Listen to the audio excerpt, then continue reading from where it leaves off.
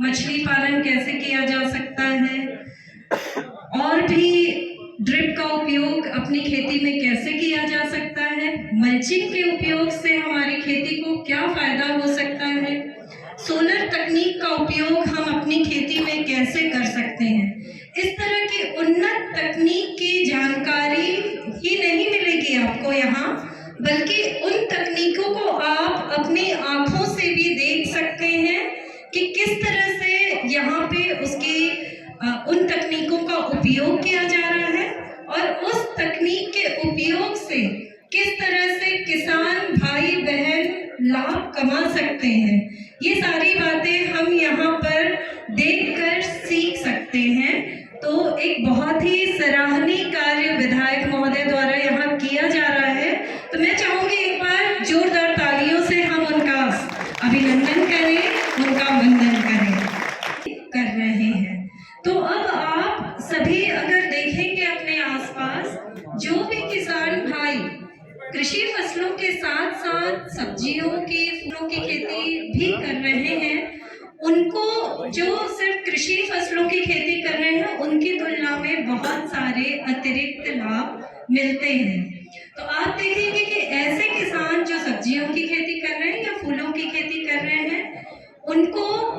एक तो 1.5 से 2 महीने के बाद आय मिलना प्रारंभ हो जाता है। मतलब उनकी इनकम चालू हो जाती है 1.5 से 2 महीने के बाद, और 1.5 से 2 महीने के बाद जब इनकम चालू हो जाती है तो वो हर हफ्ते 1 से 2 बार उनकी फसल टूटती है, और उस फसल से उनके हर हफ्ते 1 से 2 बार उनके घर में पैसा आना चालू हो जाता है। तो सबसे ज्यादा जो फायदा है उद्यानिकी की फसलों की खेती में, तो उद्यानिकी की फसलों की खेती का सबसे बड़ा फायदा यही है कि किसान भाई बहन अगर उद्यानिकी की फसलों की खेती करते हैं तो उनकी एक नियमित आय, हर हफ्ते की इनकम चालू हो जाती है। अब इसको हम ऐसे समझें कि ऐसा तो नहीं है कि किसान भाई 4 महीने या 6 महीने में ही एक बार खर्च करते हैं।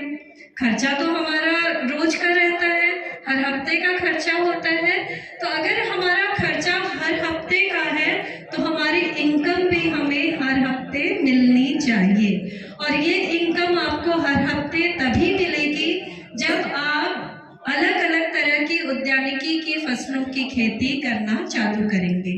अब जब कई लोग, मुझे शायद लग रहा होगा कि ये मैडम उद्यानिकी क्या बोल रही हैं, तो सबसे पहले मैं आपको बता देती हूँ, उद्यानिकी यानी कि हॉर्टिकल्चर जिसको बोलते हैं इंग्लिश में, उद्यानिकी यानी फल फूल सब्जी मसाले औषधि फसलों की जो खेती होती है, इन फसलों की खेती को उद्यानिकी की खेती कहते हैं। इसके अलावा अगर हम बात करें तो मशरूम जो उगाया जाता है या मधुमक्खी पालन जो किया जाता है वो भी उद्यानिकी में आता है। उसके साथ साथ अगर हम बात करें तो जो संरक्षित खेती होती है, यानी पॉली हाउस, शेडनेट हाउस बनाकर जो 5 एकड़ हम ओपन में खेती करते हैं, उसकी जगह हम पॉली हाउस, शेडनेट हाउस में 1 एकड़ में उतना उत्पादन लेते हैं। तो ये सारी चीजें हमारी उद्यानिकी में आती है। यानी हम सरल भाषा में बोले तो एडवांस तकनीक वाली जो खेती है वो उद्यानिकी की खेती कहलाती है। तो सबसे पहले, जैसा कि आप सभी जानते हैं कि हमारे माननीय प्रधानमंत्री जी हो या हमारे मुख्यमंत्री जी हो या शासन हो या प्रशासन हो, सभी का अभी एक ही उद्देश्य चल रहा है कि किसान की आय को कैसे बढ़ाया जाए। तो किसान की आय को कैसे बढ़ाया जाए, तो इसके लिए सबसे जरूरी बात है, आपकी आय तभी बढ़ सकती है यदि आप कम से कम अपनी जितना भी रकबा है, आपके पास जितनी भी जमीन है उसके कम से कम 1/3 जमीन में उद्यानिकी की फसलों की खेती करें। यानी आपका जितनी भी जमीन है उसके 1/3 रकबे में आप फल फूल सब्जी मसाले औषधि फसलों की खेती करें, या मधुमक्खी पालन करें, या मशरूम उगाएं। तो इस तरह की खेती को जब आप अपनी खेती में सम्मिलित कर लेंगे परिवर्तन होना प्रारंभ हो जाएगा। तो सबसे पहले जो महत्वपूर्ण बात है कि हमें अपने कम से कम 1/3 जमीन में उद्यानिकी की फसलें करना है। उसके बाद अब बात आती है कि कई किसान भाई बोलेंगे कि मैडम हम सब्जी तो उगा लेंगे पर बेचेंगे कैसे, है ना। सबसे ज्यादा प्रॉब्लम यही होती है किसानों की कि हम फसलें तो उगा लेते हैं लेकिन उसको बेच नहीं पाते। तो इसके लिए भी मैं आप लोगों को बताना चाहूंगी कि अगर आप अलग अलग छोटे छोटे रकबे में किसी भी फसल की छोटी छोटी खेती करेंगे तो उससे आप उतना फायदा नहीं कमा पाएंगे एज कंपेयर टू आप अगर आसपास के 50 किसान 100 किसान एक जगह संगठित होकर फार्मर प्रोड्यूसर ऑर्गेनाइजेशन, जिसको कि एफपीओ कहते हैं, आपने एफपीओ का नाम सुना होगा, जिसको सरल भाषा में बोले तो किसानों की कंपनी। आप जैसे बड़ी बड़ी कंपनी आप नाम सुनते होंगे, अडानी है, अंबानी है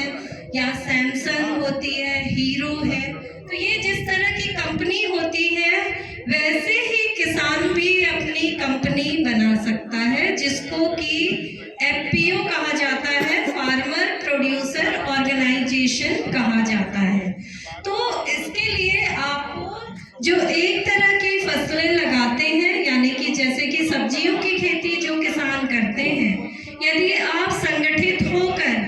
एक जगह पर संगठित हो जाइए, अपना एफपीओ बनाइए और उसके माध्यम से आपको जो भी इनपुट लग रहा है वो इनपुट भी आप अगर एक साथ खरीदेंगे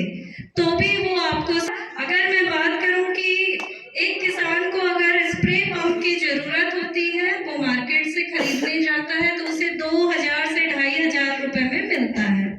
लेकिन वहीं अगर आप 100 किसानों का एफपीओ बनाते हैं, 100 किसानों को स्प्रे पंप की जरूरत होती है और वो सीधा किसी दुकान के पास नहीं जाएंगे या किसी वेंडर के पास नहीं जाएंगे, वो जाएंगे सीधा कंपनी के पास और कंपनी से अगर 100 स्प्रे पंप खरीदेंगे तो वही जो 2500 का उन्हें मार्केट में स्प्रे पंप मिल रहा था वो हो सकता है कि 2000 या 1500 में आपको मिल जाएगा। तो यहीं पे एक किसान की बचत 500 रुपए से 1000 रुपए की हो गई। तो इस तरह की बचत आप एफपीओ के माध्यम से अपनी खेती के खर्चे में कर सकते हैं।